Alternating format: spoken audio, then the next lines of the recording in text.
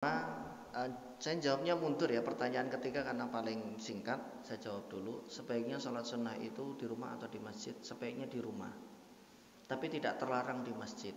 Kenapa? Ij'alu min sholatikum buyutikum. Jadikanlah sebagian sholat kalian, maksudnya sholat sunnah di sini umum yang bermakna khusus. Itu di rumah-rumah kalian, dan jangan jadikan rumah kalian seperti kuburan yang nggak pernah digunakan buat sholat baca Quran. Jadi sholat sunnah itu lebih afdol di rumah. Kecuali tahiyatul masjid, kan nggak bisa tahiyatul masjid di rumah, harus di masjid. Tapi bukan berarti terlarang di masjid. Salah satunya adalah untuk menjaga keikhlasan, dan masih banyak faktor-faktor yang lain. Jadi sholat sunnah itu lebih baik di rumah, tapi tidak terlarang di masjid. Kan kalau saya konteksnya nggak mungkin saya pulang Depok dulu Pak untuk sholat di rumah, karena saya sudah stay di sini kan begitu. Jadi ini tergantung masing-masing. Tapi yang lebih baik memang di rumah, atau ya di rumah untuk sholat sunnah begitu. Bukan berarti tidak boleh. Kemudian bagaimana dengan langgam Quran tadi? Kalau batasannya apa? Karena ada yang membacanya dengan langgam Jawa ya kalau nggak salah tadi Pak. Iya baik.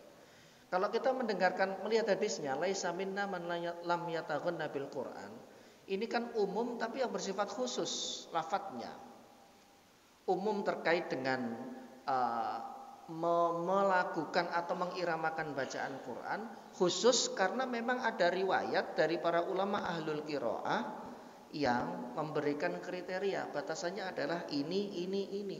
Jadi nggak bisa ditafsirkan kemana-mana, nggak bisa dibawa kemana-mana. Karena memahami hadis, ini kan hadis disampaikan Nabi di tanah Arab, mereka adalah ahlul lughah bahasa Arab, maka bacaan Qur'annya juga mengikuti ahlul lughah, pemilik bahasa, yaitu bangsa Arab yang mereka lebih fasih dalam pengucapannya.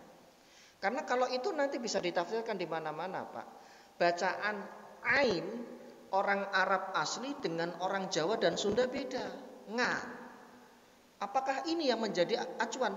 Enggak. Yang menjadi acuan adalah di mana Quran ini turun. Quran ini turun kan dengan lesan bahasa Arab Quraisy. Maka yang menjadi acuan mereka at-taghanni, mengiramakan Al-Qur'an bacaannya seperti tadi imam yang membacanya, bacaannya pelan, tartil, merdu.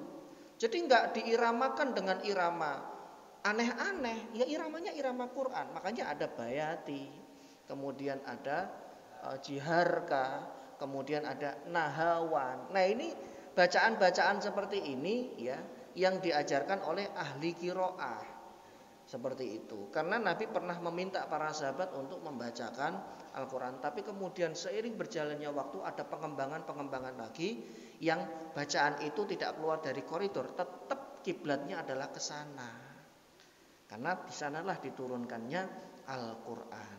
Jadi mengiramakan ini umum, tapi khusus karena tidak boleh seseorang kemudian akhirnya berasumsi, mengambil kesimpulan, menafsirkan sendiri-sendiri sesuai dengan bacaan wilayahnya, nggak bisa. Kenapa? Karena kalau makhrajnya disesuaikan dengan wilayahnya sendiri-sendiri, maka Quran ini nanti akan beda-beda bacaannya. Orang Sunda baca Qurannya beda dengan orang Jawa, beda dengan orang Arab.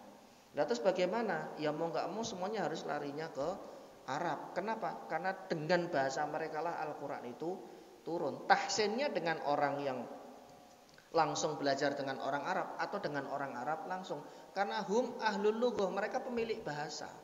Sama kayak kita orang Jawa mau belajar bahasa Sunda, kalau belajarnya dengan orang Jawa juga ya medok nanti. Harus belajarnya dengan orang Sunda langsung. Kalau pengen belajar bahasa Inggris, hiduplah di tanah atau negara yang menggunakan bahasa Inggris. Aksen ya Pak ya. Aksennya kita akan dapat. Orang belajar bahasa Rusia juga seperti itu, aksennya akan dapat. Belajar bahasa Rusia, belajar bahasa Inggris dari orang Jawa misalkan, ya mungkin dapat, tapi rasa bahasanya, dzauq al-lughawinya tidak dapat. Pertanyaan yang pertama, tapi jawabnya yang terakhir dari Pak Manto adalah kondisi eskalasi politik ini sedang naik, dan kadang tidak sedikit kita temukan ya antar calon ini saling membuka aib. Ini bagaimana? Ini politik di kita ini sudah nggak sehat seperti ini. Ya, sudah tidak sehat. Yang ditonjolkan bukan program, tapi saling membuka aib seperti itu.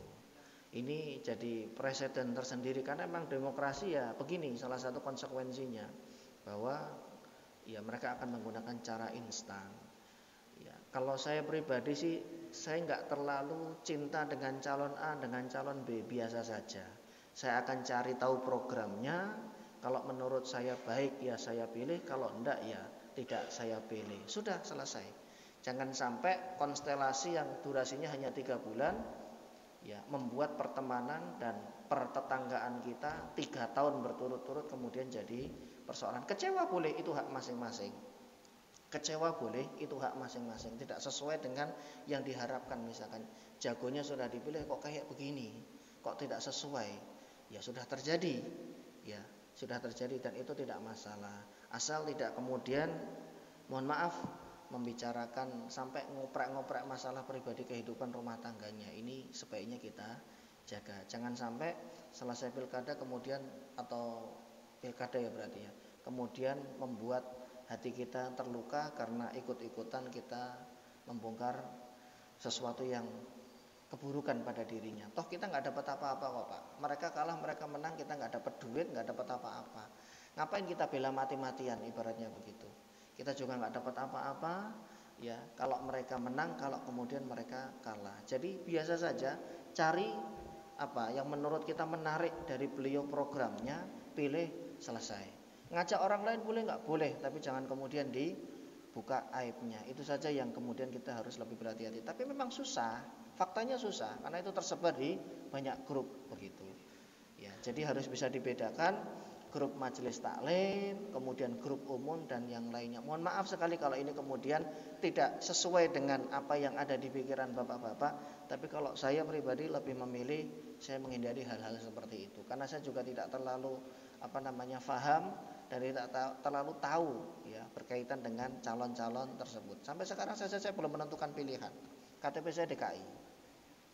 Ya, masih mencari tahu padahal tinggal beberapa hari lagi. Wallahu a'lam bishawab. Nanti bagaimana endingnya. Saya tutup dengan doa kafaratul majlis. Subhanaka Allahumma bihamdika asyhadu an la ilaha illa anta astaghfiruka wa atubu ilaik. Billahi taufiq wal hidayah. Wassalamualaikum warahmatullahi wabarakatuh.